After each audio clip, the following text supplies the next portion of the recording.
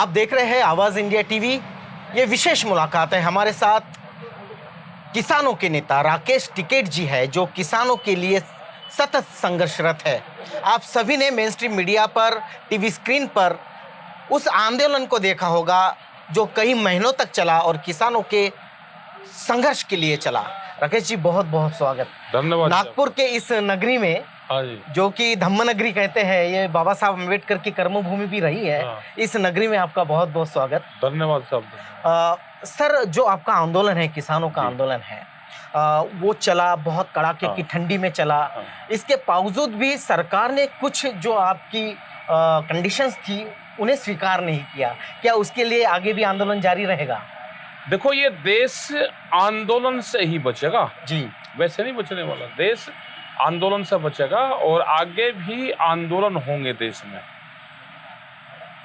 सरकार ने जो वादे किए, 13 महीने आंदोलन चलने के बाद भी सरकार ने बहुत से वादे पूरे नहीं किए।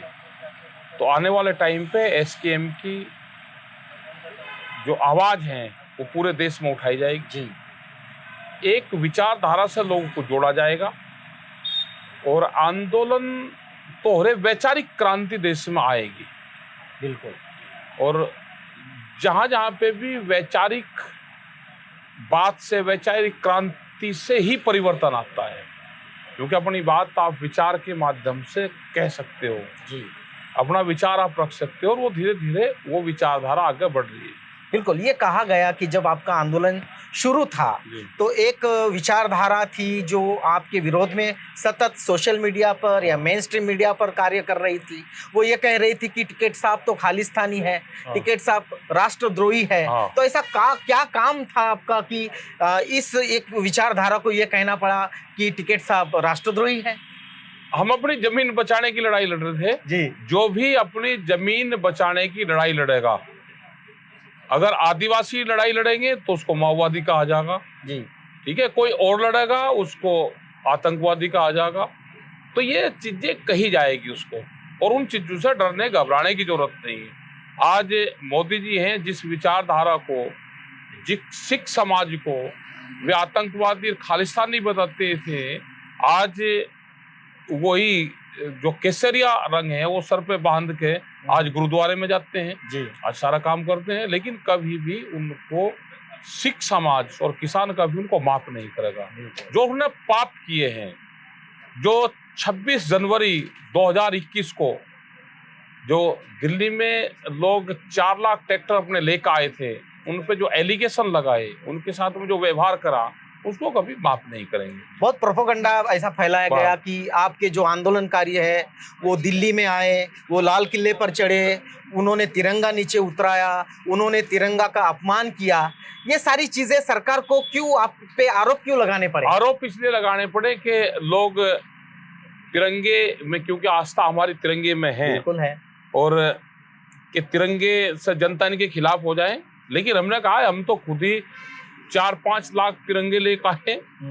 हमारे तो बच्चे शहीद होते हैं तो तिरंगे में लिपट खाता है, और तिरंगे का कौन अपमान कर देगा? वो पूरा झूठ उन्होंने वो दिया जी, कि हम लाल किले पे तिरंगा लग रहा और उसको नीचे गिराने जाएंगे। किसकी हिम्मत है कि देश के तिरंगे को नीचे गिरा देगा? वहां एक धार्मिक ध्वज लगाया, हजारों धार्मिक ध्वज लगते हैं जी, उनने भी लगाया। और लाल किले पे हमारा जाने का कोई प्रोग्राम था ही नहीं। अगर किसान जाता तो पार्लियामेंट में जाता, जहाँ पे कानून वो होते हैं। लाल किले का रास्ता तो एक दिखाया उन्होंने, हमने उनसे मांगे ही नहीं लाल किले का रास्ता। हमने मांगे थे कि दिल्ली में लोग आ रहे, 10 साल पुराने जो ट्रैक्टर उन्होंने बंद कर दिए एनजीटी के नाम पे, वो ट्रैक्टर दिल्ली की सड़कों पर चला के दिखाने थे।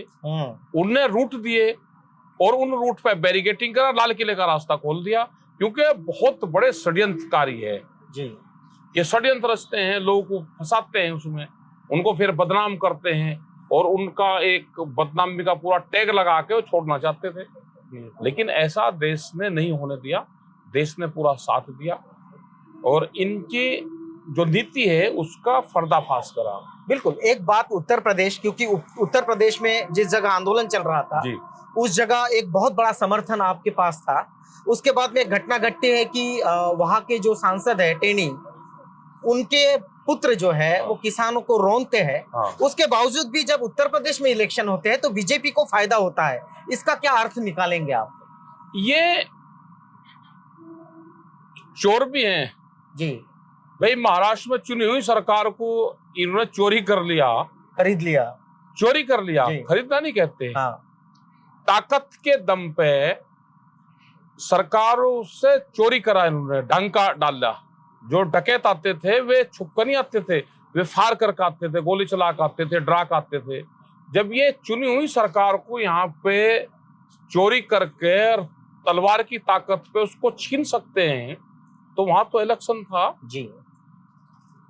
ये हेडक्वार्टर है जहां पर हमारे आरएसएस ने ये पूरा एक षड्यंत्र रचा, और यहां से नागपुर के हेडक्वार्टर से तय हुआ कि जहां जहां पे भी इलेक्शन है, एक डीएम एक सीट हारी हुई जिता कर देगा। ये यहाँ का ही फरमान था जी, इंटरनल फरमान था। और उन्होंने 86 जिले वहां पे, तो 86 सीटें इन्होंने नंबर 2 में जिताई। वो सबको पता है वहां पे, लेकिन किसी मीडिया ने दिखाने की हिम्मत नहीं करी। वहां के मीडिया के सब लोग जानते हैं। कोई 30-30 हजार, 28 हजार, 20 हजार से लोग जीते, उनको आधा घंटा 1 घंटा पहले जब गिनती चल रही और उसी कैंडिडेट को कह दिया जो 30 हजार से आगे चल रहा, जो 20 हजार से आगे चल रहा, कि आप यहां से चले जाओ, ऊपर से मैसेज आ गया आपके लिए ठीक नहीं रहेगा, और वो वहां से निकाल दिया और दूसरे को जीत का सर्टिफिकेट दे दिया। तो ये तो इस विचारधारा के ना देश के संविधान को मानते। बाबा भीमराव अंबेडकर का यहाँ से जो एक प्रचार चला, ये वही धरती है। वहां पे जो दीक्षा भूमि है वो नागपुर में ही है। ये देश के संविधान को नहीं मानते, इन्हें पूरे सिस्टम को कैप्चर कर लिया। ये बंदूक की ताकत से, ये तलवार की ताकत से खरीदना जानते हैं। ये पूरा सिस्टम जानते हैं कि कौन आदमी कैसे मांगेगा। नहीं भी मानेगा तो 5 साल की राज्यसभा इनके पास में है जी। अगर नहीं मानना तो वो उसको दे देते हैं, 5 साल में उसको खत्म कर देंगे। इनके पास में सब विचारधारा इनके पास में है। बिल्कुल। हम देखते हैं कि जैसे मोदी का शासनकाल आया, बीजेपी का शासनकाल आया, एक पूरे देश में अस्थिरता है, अशांति है, सुरक्षितता नहीं है, ना महिलाएं सुरक्षित है, ना किसान सुरक्षित है, ना मजदूर सुरक्षित है। और फिर भी जब इलेक्शन होता है तो देखा जाता है कि बीजेपी आती है। इसमें ईवीएम का कितना आप मानते हैं कि ईवीएम के बदौलत भी ये लोग चुनकर आते हैं? कह रहे कि ईवीएम की जरूरत ही नहीं रही जी भाई। किसी आदमी ने दोबारा ईवीएम में देखा क्या, या किसी ने पहले देखा हो? हमने कहा कि जो आदमी जीत गए, डिक्लेयर हो गया, उसको सर्टिफिकेट दिया, सर्टिफिकेट दूसरे को दे दिया जी, उसकी ईवीएम की जरूरत ही नहीं। उसमें वो जीत गया, उसकी वो रोक लिया, उसको जब प्रमाण पत्र देना है वो रोक लिया और दूसरे को दे दिया। आप चले जाओ कोर्ट कचहरी, कहाँ जाओगे? पूरे सिस्टम पे हमने ये बता के पूरे सिस्टम को कैप्चर कर लिया। कोई एक आदमी भी, हारा हुआ आदमी इलेक्शन कमीशन नहीं गया, कोई नहीं गया इलेक्शन कमीशन भी। अगर कोई इलेक्शन कमीशन गया तो सीधा इलेक्शन कमीशन जाने से पहले वो बीजेपी के मुख्यालय गया और उसने पार्टी ज्वाइनिंग कर ली, हारे हुए ने भी। जिसको कोर्ट जाना चाहिए था वो बीजेपी के हेडक्वार्टर गया और उसने कहा जी मुझे बख्श दो, मैं आपकी पार्टी ज्वाइन कर ली। तो आप इस बात को मानते हैं कि तमाम जो यंत्रणाएं हैं, चाहे पुलिस हो चाहे ईडी हो, ये सारी उपयोग में लाई जा रही है? उपयोग में ले जा रही है, सब उपयोग में लाई जा रही है। बिल्कुल। ये एमएसपी का मामला जो सबसे बड़ा मामला है किसानों के बारे में, कि किसानों को एमएसपी मिले, और एमएसपी के बजाय सारे जो उत्पाद केंद्र थे किसानों के, वितरण केंद्र थे, वो प्राइवेट हाथों में, अडानी अंबानी के हाथों में चले जा रहे हैं, प्राइवेटाइजेशन की ओर जा रहे हैं। किसानी कब तक टिकी रहेगी इस देश में? अगर यही हालात चलते रहे तो 30 साल में खत्म हो जाएगा पूरा सिस्टम। जो 2047 की उन्होंने बात करी कि 47 में तक हम आगे बढ़ा रहे हैं अपना, और उस टाइम पे ठीक होगा, तो उस टाइम पे बहुत सी जमीन, अगर देश में आंदोलन नहीं होंगे तो बहुत सी जमीन इनके पास में चली जाएगी। तो ये जो होगा। किसानी का सारा सिस्टम है, क्योंकि किसानों को हम देश के अन्नदाता कहते हैं और अन्नदाता के साथ ही इस तरह का अन्याय सरकारें कर रही है, इसे आप क्या कहेंगे? भाई ये तो व्यापार कर रहे हैं ना, ये भूख पे व्यापार करने वाले लोग हैं। जो कंपनी है, कंपनी व्यापारी जो है ना, वो कंपनी खोली ना, भूख के आधार पे रोटियों की कीमतें तय कर रहे हैं आज भी। जैसे यहाँ पे आपके यहाँ पे मैकडोनाल्ड और बड़े बड़े जो फूड की कंपनियां हैं, जो ये हाउसेस है, आप इसमें जाओ और इन्हें कहो कि आप बचा हुआ जो भोजन है वो आप हमको दे दो, वो आपको देंगे ही नहीं, वो डस्टबिन में डालते हैं।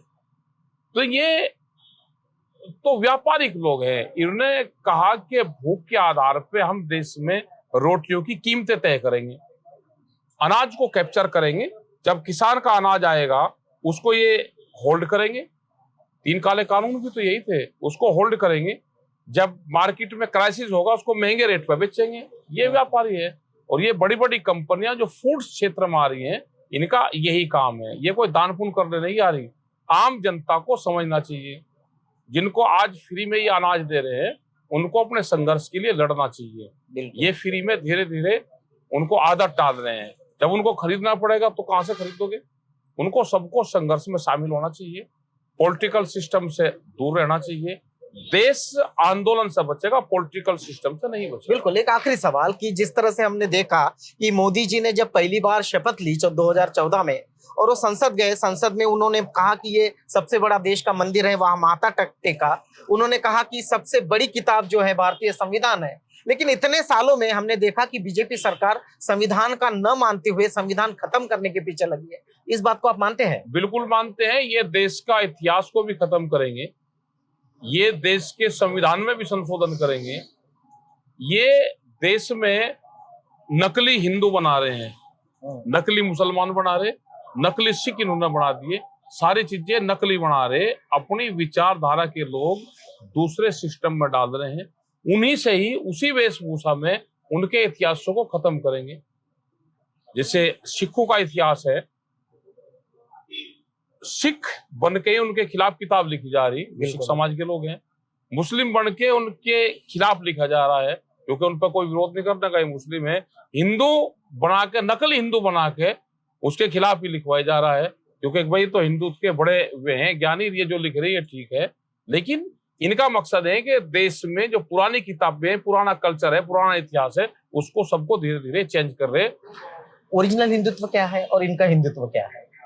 भाई इन्होंने क्या करा कि पुरुषोत्तम भगवान श्री राम और वो शांति मर्यादा, वो धनुष उनके कंधे पे होता था, चल रहे। पहले हनुमान जी को सेवा भाव में दिखाया जाता था कि वो हाथ सेवा कर रहे, हाथ जोड़ सेवा कर रहे। आज उसका रुद्र रूप दिखाया। तो ये तो सब अपने आप को धीरे धीरे चेंज कर रहे हैं जी। तो सब लोगों को समझना चाहिए। लेकिन ये विचारधारा सबको सुरक्षा भी नहीं देती है, असुरक्षित करती है। असुरक्षित ये तो मतलब तोड़ने का काम कर रहे, सब डिवाइड। आम आदमी जो है उसके जिंदगी की सारी शांति और सुकून ये एक दुकानदार दूसरे दुकानदार को झगड़ा करवाते हैं, ये इकट्ठे ना हो जाएं, डिवाइड रहे। इनका मकसद ये है। ये पूजा पाठ वाले तो लगते हैं, ये पूजा पाठ करते हैं, ये है मंदिर जाते हैं, लेकिन ये पूजा पाठ में जो बलि प्रथा वाले थे, ये उस खानदान से हैं जी। जो बलि देते थे उस खानदान से हैं ये, यानी हिंसा वाले हैं। हाँ, हिंसा वाले। और नागपुर विचारधारा देश में लागू करना चाहते हैं। तो बिल्कुल नागपुर विचारधारा देश में लागू करना चाहते हैं। नकली हिंदू, नकली मुस्लिम, नकली सिख पैदा कर रहे हैं ताकि पूरे देश में एक दंगे का, धार्मिकता का माहौल रहे। और ऐसे काल में राकेश टिकैत जी किसानों के लिए, मजदूरों के लिए सड़क पर संघर्ष कर रहे हैं। मैं अपील करता हूं आवाज इंडिया टीवी की ओर से कि इस संघर्ष में शामिल होइए, विचारधारा को समझिए, संविधान को समझिए। राकेश टिकैत जी, आपने अपना बहुमूल्य वक्त दिया, आपका बहुत बहुत धन्यवाद। आप देख रहे हैं आवाज इंडिया टीवी।